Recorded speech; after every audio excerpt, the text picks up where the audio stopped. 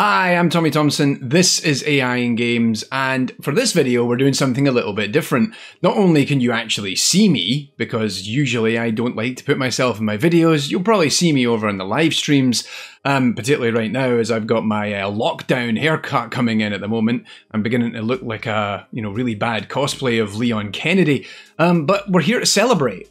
So back in March of this year, I think right around the time of the AI of Tom Clancy's The Division 2, my special series where I collaborated with Ubisoft, the channel broke 100,000 subscribers, which was a huge milestone and something that I genuinely never thought would ever happen. So what I wanted to do is take a moment to actually sit down and have a chat with you all, answer some questions, but also more critically, I'm going to open up my Creator Award. So the way this works is that if you've reached a certain threshold in your channel in terms of number of subscribers reached, and you've done this legitimately, meaning that you've not used bots to accumulate them, or, like here's my favourite 20 music videos of insert name of artist here, then what happens is that YouTube will actually give you an award. And this happens at 3 milestones, 100,000, 1 million, and 10 million, I think? Like, I don't really remember the other two because I don't think I'm going to ever reach them. But 100,000, that was actually something that for a long time, myself and my wife actually were really excited about, and we thought one day this is actually going to happen. One day this could happen. I think she was far more confident about it than I was. And yeah, so the award arrived last week, and I've been a little bit busy because the channel's actually been doing really well of late. Perhaps just due to the realities of where we are in the world right now, everyone's trying to stay home and stay safe. And I hope you're all doing great out there wherever you are in the world, doing whatever it is you're doing. Maybe you're off school, maybe it's downtime, now university is over for you, maybe you're at work, or maybe you're not at work, just due to the realities of the situation. Maybe you're out there protesting, because we need to challenge institutional racism and also just continue to fight for the rights for so many of our friends, brothers and sisters, and even ourselves, whether it's Black Lives Matter or as part of the ongoing injustices faced by the LGBTQ+ community. But I hope you're all doing great. Myself, I've been super busy. One of the things that happened is a lot of people are watching YouTube videos. Knock-on effect of that is I've been making more YouTube videos. And I would like to take a moment just to thank everybody who's been watching so many of my videos recently. In fact, my episodes on Facade, Alien Isolation, and even more recently, the new episode on Splinter Cell Blacklist have all been really well received, and that's really, really nice to. It's really nice to see. Makes me feel good as well because I spend a lot of time on these things. And as the time I'm recording this, I'm literally putting the finishing touches on episode 52, which is going to be The Last of Us, which I imagine that video will come out before this one does, because I've got a deadline to hit there. Okay, so what we're going to do is we're going to answer a bunch of questions that have been sent in. I reached out to you all via the YouTube community tab, as well as on the Discord server, the AI in Games Discord server, and I got a whole bunch of great questions from a whole bunch of folk, so I'm going to take my time to answer some of them, and then at the end of the video, what we're going to do is we're going to open up the Creator Award, and I'm going to show it to you all, and we can kind of have a little celebration for a second, and then I'm getting back to work. Tell us the story, really, of how AI in Games began and why it is that I do what it is I do. So, winding the clock back to 2013, I'm teaching a game AI class, actually, at the University of Derby here in the UK.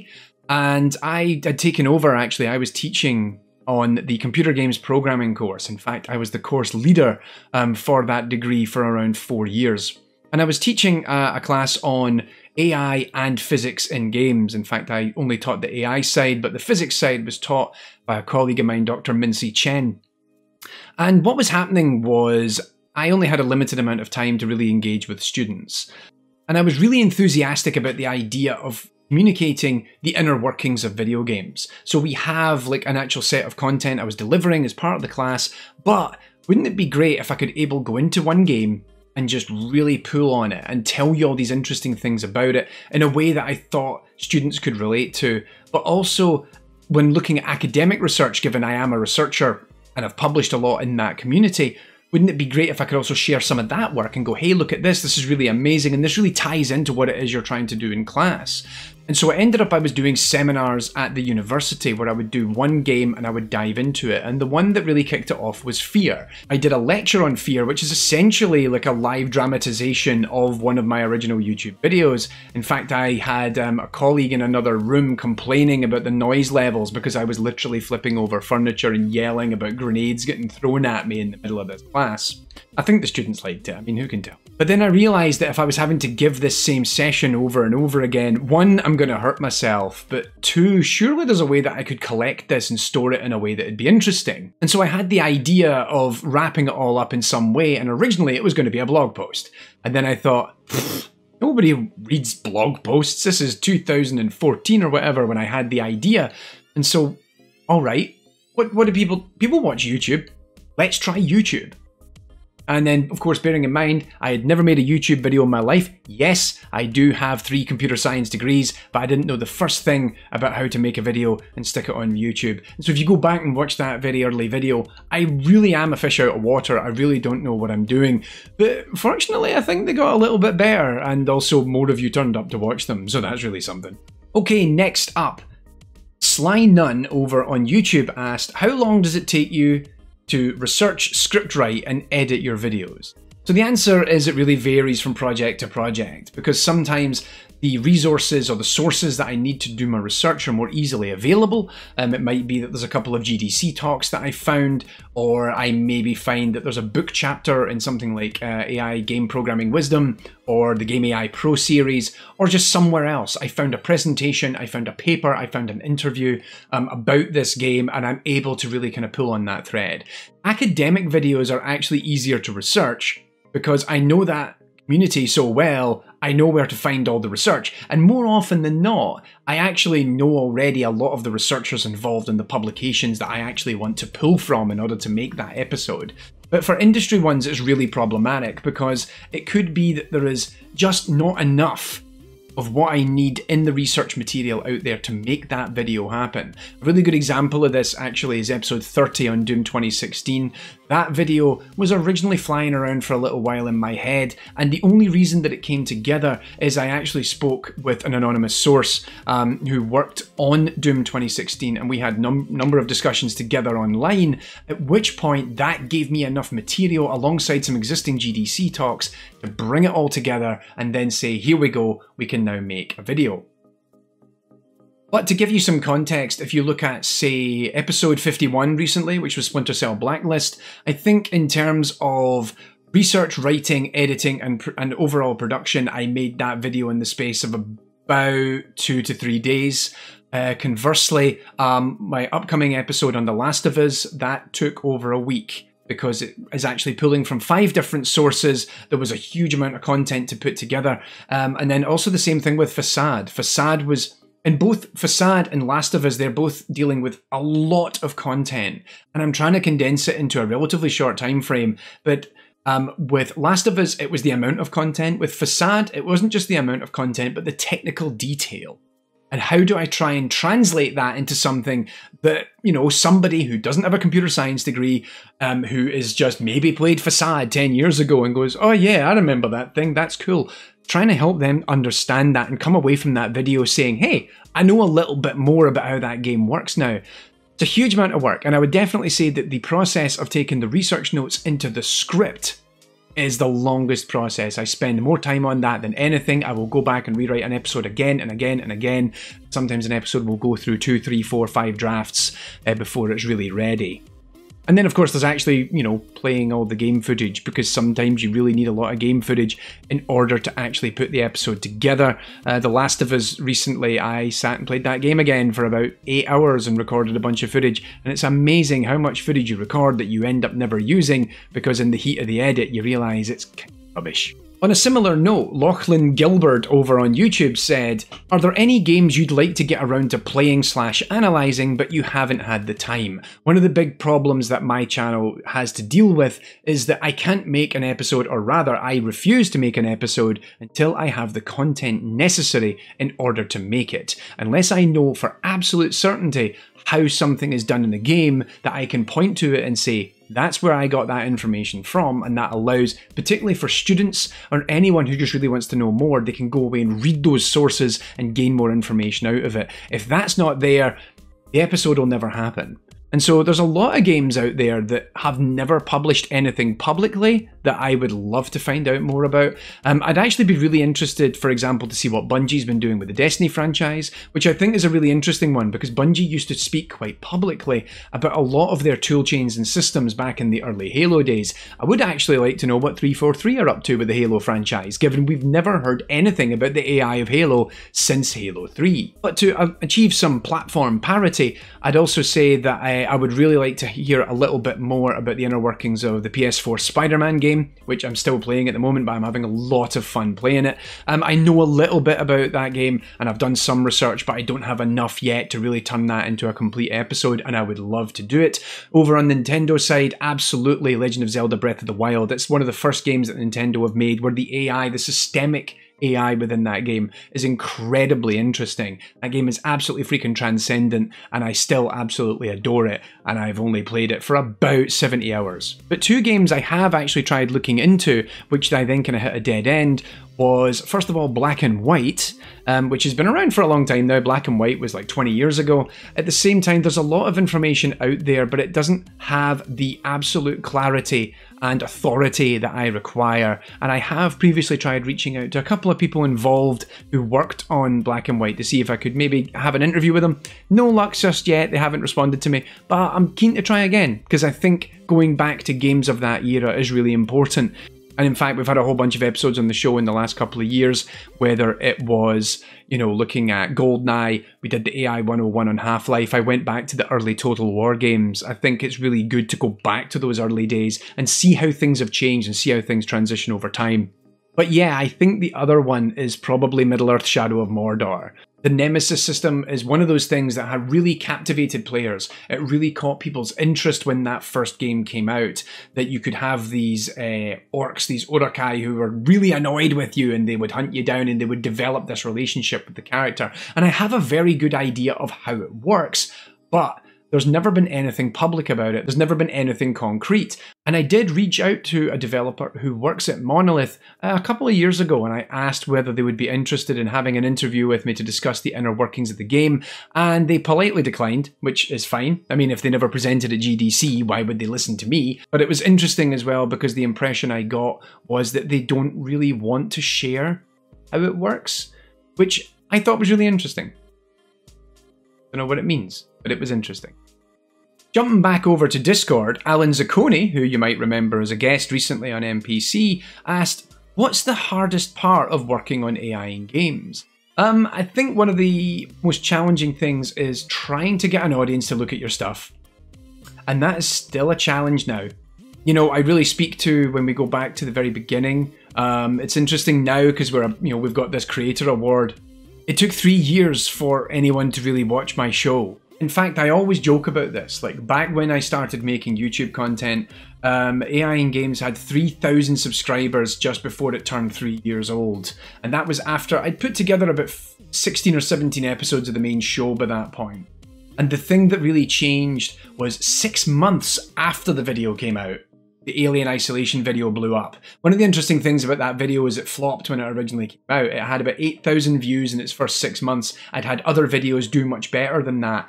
Nobody watched the Alien video. And then 1 week it blew up on Reddit and I had an extra 1,000 subscribers by the end of the week. And it's absolutely nuts. Just trying to get people to look at your content, and especially when you're starting out, especially when you've got a really interesting idea and it just needs that momentum. It needs to get trending somewhere on social media. It needs to kind of bounce around on Reddit a little bit. It just needs people liking, sharing, subscribing, commenting, all these things that all these YouTubers are always, oh, please like, share and subscribe. It's because that is what drives continued recommendations within YouTube systems. Engagement in your videos is what's going to help get more videos into the eyeballs of other people.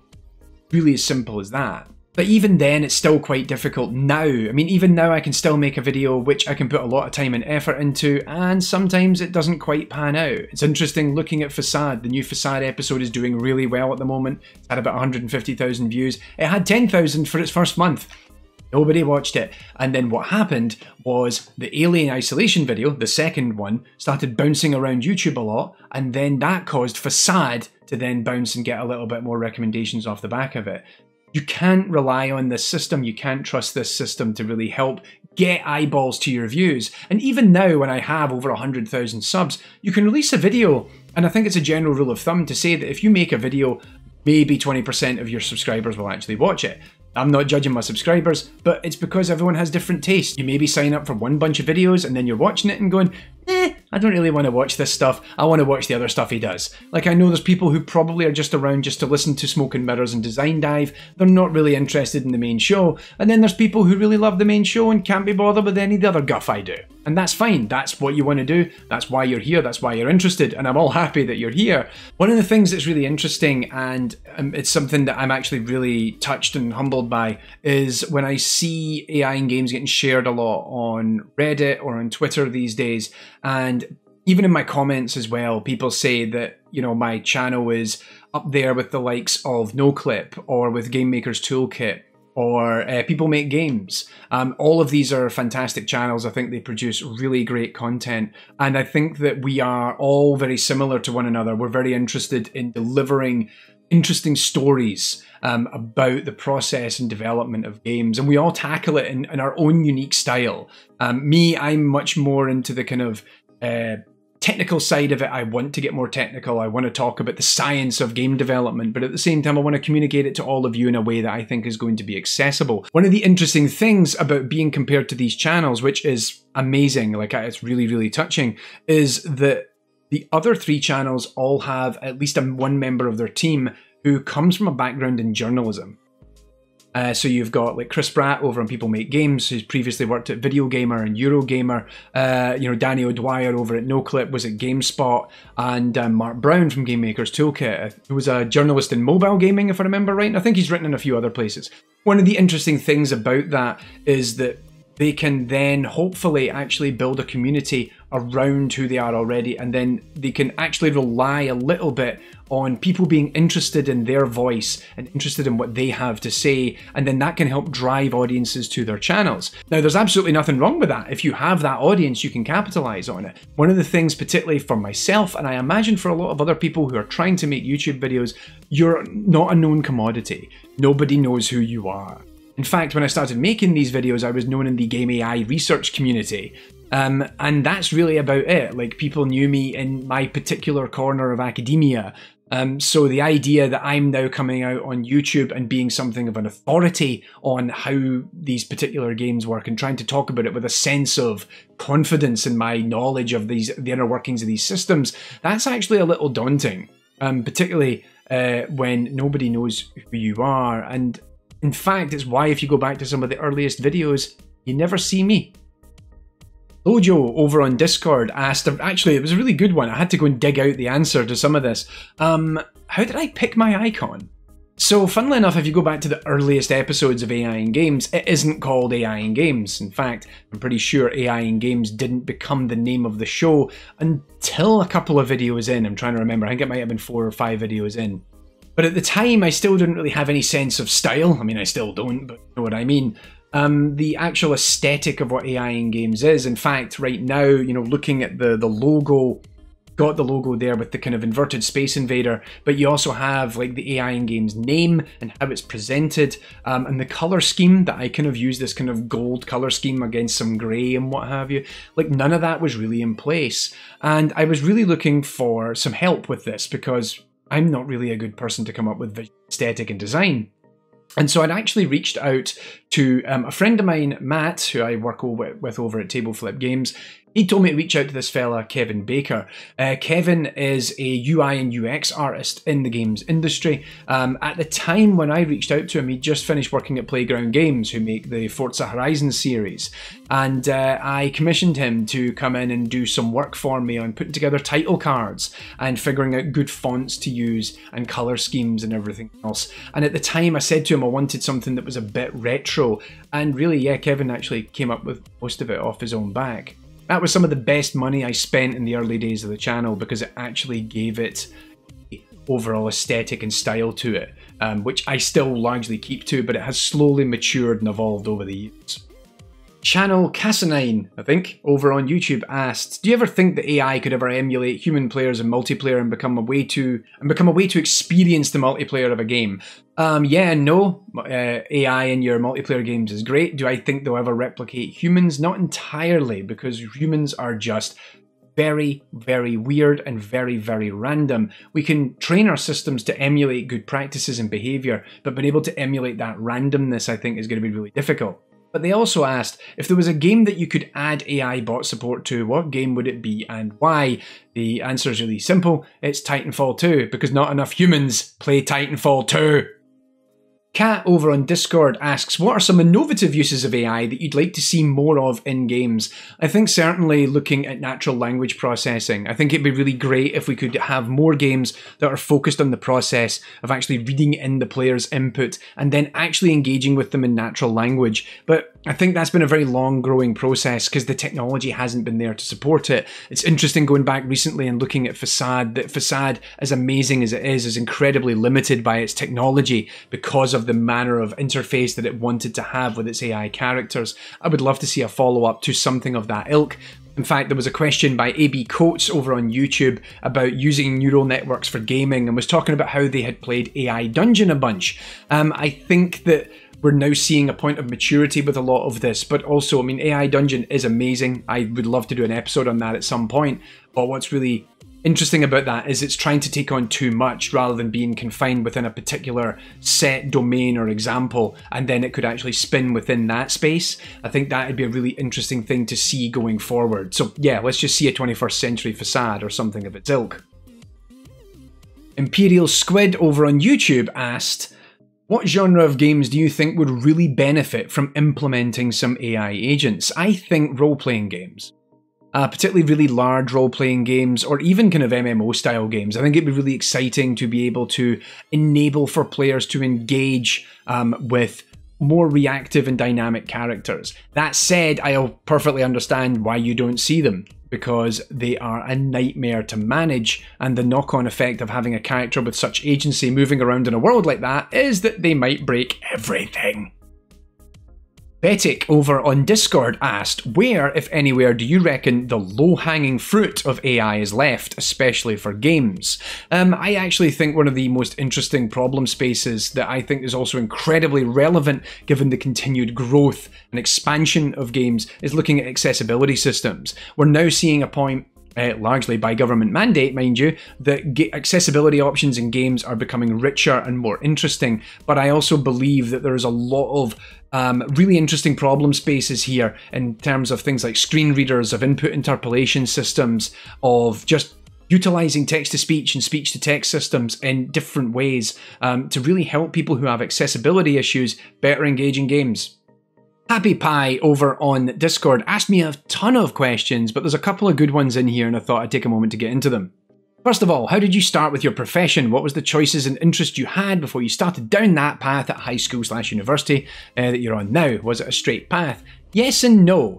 So I come from kind of working class upbringing. My father was a butcher. And when I was a kid, he actually swapped career. He went from butcher to programmer, which as career swaps go is a pretty heavy one. And what was, for me, interesting to see was that my dad built a career for himself and he was able to provide for his family. And I was surrounded by computers from an early age. Like, we had an Amstrad CPC 464 in my house, and then I got my first ever PC when I was a teenager, was a 486 DX2, which I then overclocked to a Pentium 70 megahertz. And my interest in computing then meant that I studied further and further down that path. And for me, what was really exciting was the longer I stayed at university, and I was getting good grades, I was studying really hard, messing around occasionally as you do. But what was interesting was that new opportunities were opening up to me. So I'm the first in my family to go to university. And so then the idea of going to do a master's degree, I didn't really even understand at first what that meant. And then of course doing a PhD, it sounded like a great opportunity, and my family were very supportive of that, and they said, well, you go for it, you go and do what it is that you want to do. And I'm always really grateful to my family for continuing to support it, even when it got to a point where they didn't really understand it. Like, what are you doing? Like, evolutionary algorithms for a video game character? What? But yeah, like I'd actually say that the 10 years or 15 years since I started the PhD, so yeah, I graduated my PhD 10 years ago, that's very, a very different space. So I actually left, I went and worked in the software industry for a while because I couldn't get a job in academia because recession, and then I ended up working as a university lecturer at Derby starting in 2012. And then since then, I've kind of moved into indie development. And then off the back of that, I did the YouTube stuff. And now, of course, AI in games, I'm actually working as a consultant and a programmer for studios. I'm helping them with their games. I'm giving advice on their games. And that kind of ties into the third question I think the Happy Pie had for me. How has the past years been regarding both your profession and YouTube/Twitch career in the context of what has become since the start of that and what you both aimed for from the start and also didn't quite expect to end up on? So yeah, like that's an interesting one. Like my game development career, if you will, that was something that I was just doing on the side, and I wanted to do that because I wanted to go through that process of making my own games and figuring out how on earth it is that you go from initial idea to release, and that's where Surefooting happened. Still working on getting those console ports of Surefooting finished, which I'm hopefully going to have some news about in the coming months. But one of the interesting things is two things. First of all, people started watching the YouTube channel, and then the knock-on effect of that is that people knew who I was. And as much as that's valuable for generating views on YouTube, like I said, it's really important that you establish yourself as a platform, that you have a name for yourself, you have a face, but also the idea that there is something that you are dedicated to and you're interested in. The knock-on effect of it was that I would now go to, you know, industry events or some stuff like that, and people would recognize me. People would come over and chat to me for a minute. And that's really nice. Like, it's really great when people say, hey, like, you know, we watch your stuff in the office. It's really great. You know, keep doing the work you're doing. Like, that was a really big moment for me personally. The other thing was that I would now go to events and people would go, oh, it's the YouTube guys here. Not that I am, you know, why are you at this academic conference? People would ask, and I'm like, because I'm publishing a paper. Like, they think I'm there to record the conference. I'm like, that's cute, but, you know, I also have a, you know, research career, and well, not anymore, but you know, I had a background in this subject area and I was quite active. So that was kind of a weird moment where I was beginning to transition from somebody who's known in my academic community to somebody who was known in the wider game development community. And the knock-on effect of this is that I now am, like I said, I'm doing consultancy work. I'm working with studios, I'm working with companies to help them get to grips with AI tools, but also to help them understand like areas of design in their AI characters that they maybe need to try and address, and also in some cases actually writing it for them. So hey, if you're a studio and you've got money to burn, hey, I'm right here.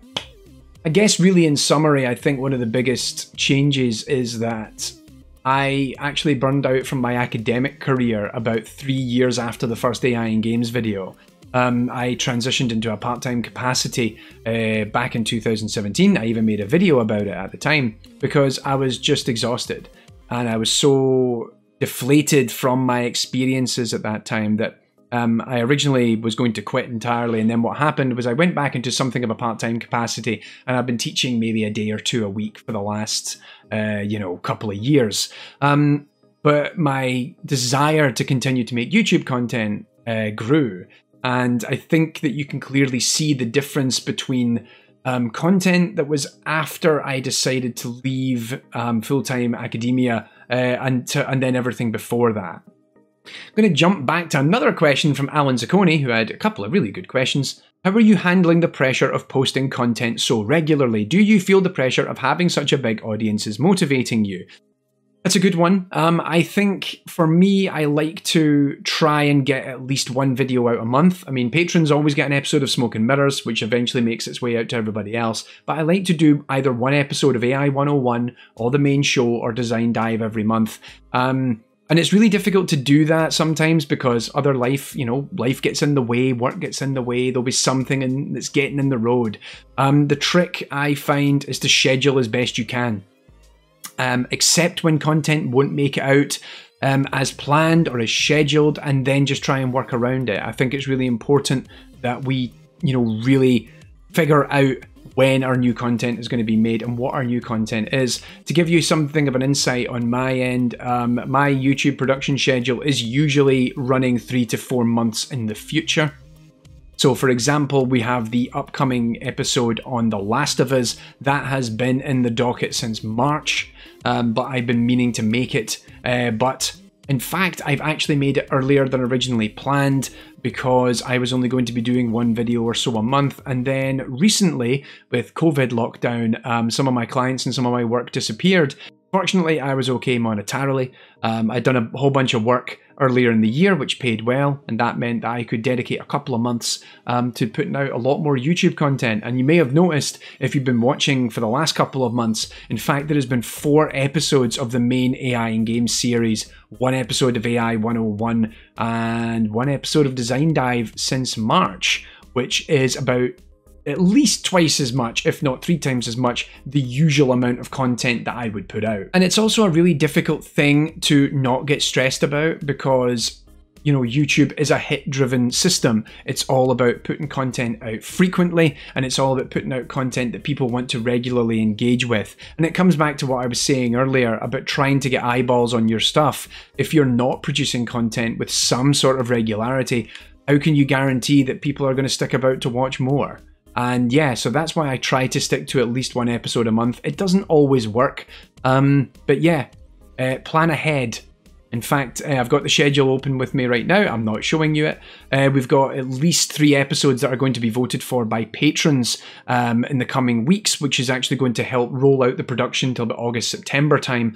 But there are already 4 episodes sitting in the schedule right now that I already want to make. So we're going to get to them soon. Liberated Husky over on Discord asked, if you weren't working in AI research and teaching, what do you think you would be doing? That's a really good one, actually. I'd probably be working as a software developer somewhere. Essentially my enthusiasm for what I'm doing emerged because I was actually approaching the end of my undergraduate degree. This would have been in, 2004, 2005. And I was doing my computer science degree, and I remember feeling really disenfranchised by it. I'd reached the end, and we were getting a lot of companies coming in to do career talks with us about applying to work for them.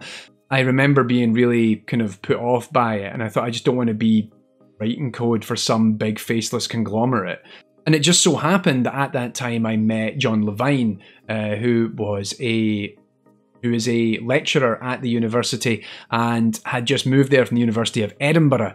And yeah, he introduced me to evolutionary AI, evolutionary computation. And I did my project with him on evolving non-player characters using neural networks.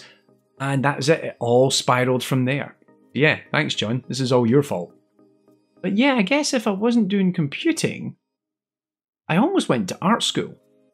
So Lojo already gave us a question about the icon, but there was actually a whole bunch of great questions in here, and I want to go back and quickly answer some of them. Do you feel that the time spent researching your videos pays off with the amount of viewers you get?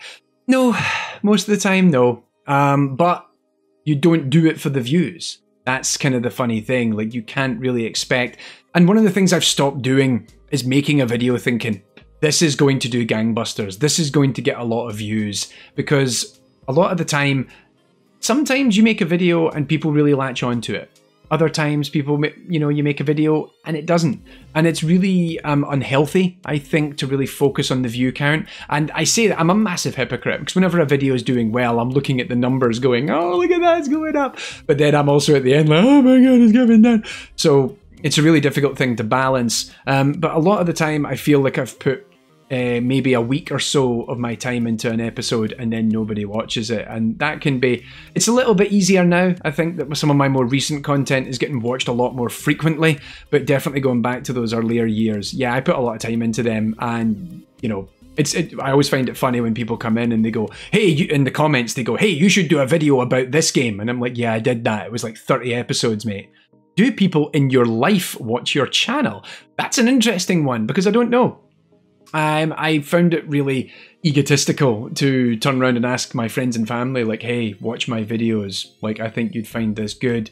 Because also I'm a little bit embarrassed by it. I still, like, it's interesting now seeing the numbers and saying, hey, we've got over 100,000 people who subscribe to the channel, and that the channel's had about 5 or 6 million views now. But I still freak out when I actually meet someone in real life who watches a video of mine. I always just assume that it's just machines like thousands and thousands of miles away. I mean, no, you're all great, but at the same time, I genuinely don't expect to meet the people that watch my content. So my wife doesn't watch my videos. She doesn't need to. She hears them being made, so I think she already gets the gist of it. I know that one of my two brothers, my youngest brother, occasionally watches the odd episode, as well as actually my middle brother as well, Darren. So Jack will watch more episodes, I think, than Darren does. Jack also likes to watch the episodes because he often appears as one of the other players in some of the multiplayer games. My cousin Pauline, I know that she has been an ardent supporter of what I do for a long time, and she also likes to take the mickey out of me because if you haven't figured it out, I don't sound like this when I go back home. This is my YouTube voice, so when I go back home, yeah, she gives me a right good drilling about the fact that my accent is completely wrong. And one last question was, how has the COVID pandemic impacted on your channel? So as I alluded to earlier, I actually, some of my contract work fell through. I actually have a bunch of projects that on consultancy that didn't pan out. It's just the nature of the business. In fact, there was also some potential collaborations that I was working on for the YouTube channel, which I can't get into. It was a couple of different people I was speaking with, but it would have required me to travel to specific locations. All of them have been put on hold for the time being, and hopefully we can return to them at some point. Who knows? But interestingly, I noticed that I'm getting a lot more views recently. A lot of that can be tied to Alien Isolation, and I guess really, because, like I said earlier, because I've had more free time, I guess essentially you can blame COVID for that. I've had more time to make videos, and then more people are watching them. So thank you for watching. Alright, so there we go. I hope that's answered your questions, and I do apologise to everyone whose questions I didn't answer. There was actually quite a lot, and then, there's only so many you can put into one video, but we'll maybe come back to it at another time. But let's quickly wrap up this video with a little insight into what the Creator Award looks like. So, first of all, I get this particular package sent to me all the way from the United States. Yep, UPS had that delivered to me. It comes from somewhere in the middle of, I think it was Oklahoma or something like that. They have a factory out there where they're making them. And yeah, so there we go. It arrived last week. Really exciting. So let's crack it open and see what's in there. So, up. Bit of, not that exciting to watch, but here we go. Bit of felt. Right. So we actually get a letter in here. This is quite exciting. So, yep, here we go. We have a letter sent to me. Not addressed to me specifically, I don't believe, but what I'll do is I'll read it out for you and let you know what it says. Dear Tommy, you've just done something that very few YouTube creators accomplish. You had an astonishing 100,000 people subscribed to your channel. We know that numbers on YouTube can get really big, but we hope that you don't lose sight of the reality behind that 6-digit milestone. Each and every person who has subscribed to your channel has been touched by what you created. Hope not too much. They were inspired, challenged, or entertained. That I do hope. You achieved this milestone with hard work, perseverance, and probably a healthy sense of humour too. How else are you going to live? What you've accomplished can't be taken away from you, and we'd like to recognise you and all your hard work with this Silver Creator Award, a small token of our esteem and respect. We know that you don't do this for rewards. I mean, you do it because you have a drive to create and share, and because you've found an audience who cares. Believe us when we say that we can't wait to see what you do next. 1 million subscribers may seem a long way off right now, but you're closer than you think, and we're rooting for you. Congratulations, yours sincerely, and it's signed by Susan Wojcicki, who is the CEO of YouTube. I'm pretty sure she didn't sign it exclusively for me, but there you have it. And then into the... And so here we go. This is the actual award. And, oh, very bright because the light is shining on it. Let's bring it round to this side here. See it a little bit better. And it actually reflects. It's got like a mirror. Well, it's glass in that bit there. But underneath at the bottom, presented to AI in games for passing 100,000 subscribers. And so this is great. I can actually now put this on my shelf. And when people ask me about what I do on YouTube, I can point to that and go, see, it's somewhat, semi-legit now because I've got a shiny thing that I can put up on the shelf that, I mean, some people still won't get it, but, what are you going to do? And so, yeah, as we're wrapping up this video, I want to take a moment to thank each and every one of you, whether you've been here since the very beginning with that early video on fear, whether you've been here since the first Alien Isolation video and the channel really kind of took off a little bit, or you've just turned up recently and you've maybe just subscribed even as recent as yesterday. At the end of the day, you took a moment to sit, you watched my content, you liked my content, and you went, you know what, I'm going to stick around for more of this guff from this Scottish guy. And I thank you all so much for that. I mean, really, I wouldn't have this award were it not for the fact that you subscribed to the channel and you've stuck around for so long. And so it's my job, really, I feel, to continue to uphold what my channel's about and to deliver content that I think is going to educate and entertain so many people. I have bigger plans for where I want to go with this, and I really hope that we can continue to educate people and just, I don't know, I just really like the idea that people sit down, watch a video and come away from it and go, huh, yeah, that's pretty cool. What more can you ask for? Incredibly edifying. It's very satisfying to know so many people have stuck around and really want to watch the content, or even if they just want to listen to my voice. We might have to crowdfund a separate ASMR series or something like that, but we're not doing it on this channel. I think I might have to go and do it somewhere else because it's really just going to really mess up the recommendation algorithm. I mean, I know a thing or two about AI, don't I? Anyway, enough babble out of me. I'm going to get back to work. That Last of Us episode isn't going to edit itself.